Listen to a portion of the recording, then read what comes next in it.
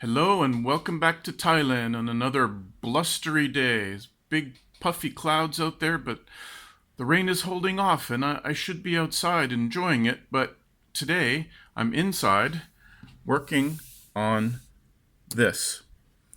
This is version 2.0 of my circuit board, and you can see all the jumpers and changes and cuts and soldering that I've had to do to implement the circuit changes needed. Now, remember from my last video, I've committed back to the ASF4 library for this board, and I'm going to do the next version of this board, version 2.1, incorporating these types of changes, but with some changes on top of the changes. Plus, I've added a bunch of new things, as you do with any new version. So let's take a look at everything that's gone into that. And here we are looking at the version 2.1 updates to the schematic. Sorry it's a little blurry, but that's the limitation of the resolution of my monitor. Let me zoom in a bit and then we'll see what's going on. So the first thing is change to the resistor level for the USB LEDs to make them a bit brighter. That's a trivial change. I added a transistor driver circuit to the blinky and the CANbus transmit and receive LEDs, and you see an example of that here. It's a 3-pin transistor package with a resistor divider network on the front end, the LED, and then a current limiting resistor on the collector going out to power. And I've done that on both of the CAN buses and also for blinky over here.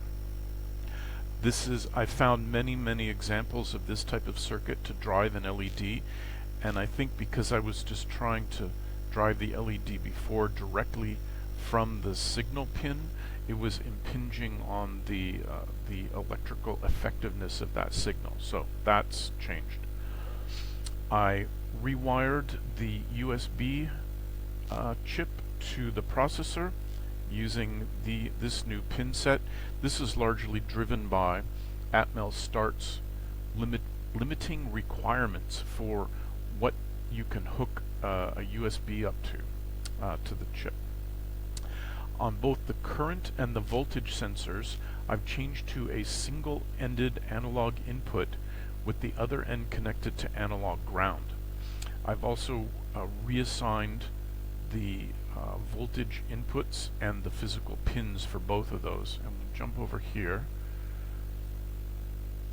and scrolling. So the voltage divider circuit, where I want to tap off here, goes into pin 11, and then the current sensor output goes to pin 5. And I did that because it's possible with Atmel Start to configure it in this manner, but it also helps me when I'm looking at laying out the circuit board. I can do it without having traces going over each other or having to drop to the other side of the board, go across, and then pop back up again. Just reduces some complexity. The next item is I added a little chip to give me a 4.096 volt voltage reference and the passive components that go along with that. And that's this chip right here. What that does is it takes whatever the board voltage is, somewhere around 5 volts, plus or minus 5%, and it provides a very accurate voltage to the microcontroller for it to be able to accurately compare an incoming voltage from the voltage sensor and the current sensor, so that I can most accurately get a reading of what the actual value is I'm trying to read. Now, why is 4.096 an interesting number? Because it's 2 to the 12th. That means every 1 bit of reading on these analog input ports is 1 millivolt coming from the voltage sensor and the current sensor. That makes the math really easy to do. You're not going to lose any information from rounding of floating point numbers as you're doing your calculations, from the raw input number to your output value that you're trying to determine. This is a tiny little chip. It's cheap. and it does the job. And you can see it's got a bunch of filtering associated with it to make sure it's got a nice clean signal. And I've also reassigned the driving pins for the CAN bus out of the microcontroller to go with what Atmel Start allows me to do, which is reflected in the hacks on the current circuit board. I also looked at the way I've got my CAN bus wired up compared to other boards I found on the market. It turns out that most of them have these two 62 ohm terminating resistors, and then a capacitor between them going to ground, which acts as a filter. But these are no ordinary surface mount resistors. They are size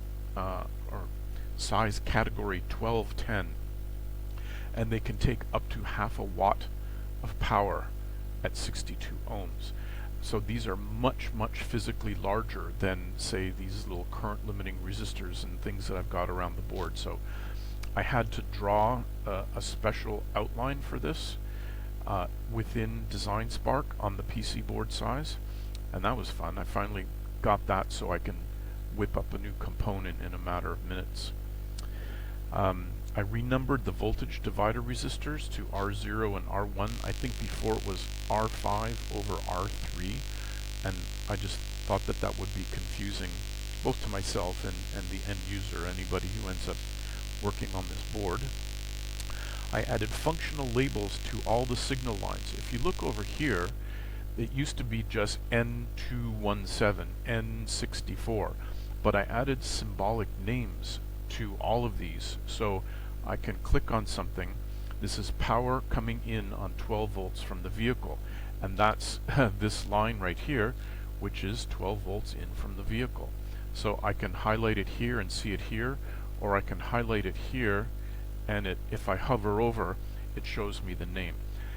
When I go over to lay out the PC board, it's a little bit more guidance to help me understand what the function of that trace is and the things that I might need to take into account, like putting it close to a noisy signal line so I don't get crosstalk, or next to a higher voltage line in case something shorts out. And then the last major thing I did was I've added a 32 kilohertz crystal and its passive components to the design. And if we pop over here, we can see that in this section, and the crystal comes in on pin 1 and 2. Even though the microcontroller has a 32 kilohertz internal oscillation source, a lot of different circuits I looked at had this explicit external crystal, including the Atmel reference board itself for this chip family. So I thought, you know, it costs a couple of bucks, I'll just put it on the board. If it's not needed, I don't need to solder it in, but it's there in case I need it. Now, the next challenge is, I'm really happy with this circuit now. Now let's go over and make the updates to the circuit board, and you'll see the chaos that I think is going to happen. I have not done this yet, but let's see what happens. Okay, here we are over in the version 2.0 circuit board. If I go up here to Tools and click Forward Design Changes, what that does is it takes all the changes I've made to the schematic and reflects them in here. This is going to turn into chaos because I've added chips, I've added transistors, I've added crystals, I've added a bunch of extra capacitors and resistors, and it's going to get really busy, or worst case scenario, it's going to put a bunch of the extra components up here. So after I do this, I may have to click zoom to size, and we'll see the chaos that ensues. So let's do this. Well, after some mild annoyances, let's try that again. Tools, Forward Design Changes. Allow components to have different packages. Sure. Go. And come on, baby. Daddy needs a new circuit board. Oh, okay. There's always sends a report, and here we have all the new components. And it's just strung them out along here and tried to wire them together. Every yellow line you see needs to be routed. They are pending routing, as you can see. So I've got my work cut out for me. We're going to spend many, many, many hours adjusting the size and the design. Welcome back to Thailand, and we are in the middle of a tremendous downpour right now. Might be hard to see through the bird screen, but hopefully it'll be cleared up by the time I go to play badminton at 5 o'clock. And no, this is not kids playing badminton in the backyard. This is badminton to the death. Or as the Dread Pirate Roberts would say, badminton to the pain. Trust me, I'm in pain afterwards. Anyway, I wanted to show you how the circuit board design turned out. But first, a little history. This is board version 1, which measured current, and here it is soldered up. This is board version 2, where I added voltage sensing, and with a tremendous number of hacked up traces. And here's version 2.1. So let me jump into screen capture mode and I'll show you what's going on. And here we are. The first thing you'll notice is that I shrank the board down to 100 by 70 millimeters, as you can see down here. That's to meet JLC PCB's cheap board requirement. It has to be less than 100 by 100 millimeters. So that's good. Next thing I did was I moved the processor down a bit. It was here, I moved it down. Also moved down the processor filtering caps and inductor. I added the crystal right here and its two capacitors. The voltage divider circuit is now down here, and it's much more brutally tied to the plus and the minus tabs where you screw in your battery pack. I added the voltage reference circuit right here. It has a lot of filtering capacitors that go along with it. I then added the transistor drivers, which is 2 resistors, a transistor, the LED, and then a current limiting resistor on the output. So this whole section right here drives one LED, and it does it independently of the power that the circuit that it is blinking for outputs. It's externally driven by the power of this transistor, so it's much more robust. I also did that for the CANbus transmit here and the CANbus receive here. You can see the traces come into the CANbus chip, and I've reworked where those connect to the processor based on that mel start. I've reassigned those. I reassigned the USB traces, the transmit and receive that come out here to the USB. Now, the USB LEDs don't seem to require a driver transistor. All the schematics I've seen, even from the manufacturer, says drive this directly from the USB chip, which is fine with me. Everything else pretty much stayed the same. Now, one big thing that changed is I removed all of the ground connections, and that's why you see all of these yellow lines. These are missing traces for ground. But I did that because I'm moving to a poured copper ground plane system. And if we look at this, I just want to jump and show you the bottom of the board. The bottom of the board is the same here. This is VCC. I need to run power around. And then I only had a few small jumpers for signal traces that I couldn't make on the top of the board. So let's go back to top copper, and I'll show you how the copper pour feature works. Now, the good thing about having a copper pour on your board is you don't have to worry about connecting up, say, all of your ground pins. You let the system do that for you.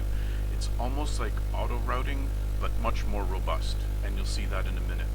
It did have a couple of minor issues.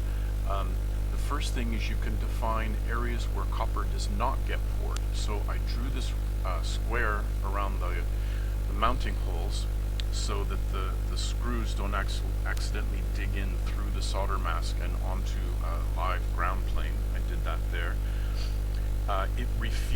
to connect this, which is clearly labeled ground, if I can find there. It's clearly labeled ground, but it refused to connect this to the ground plane. So by hand, I went and then I just made a small connection to a known good ground point.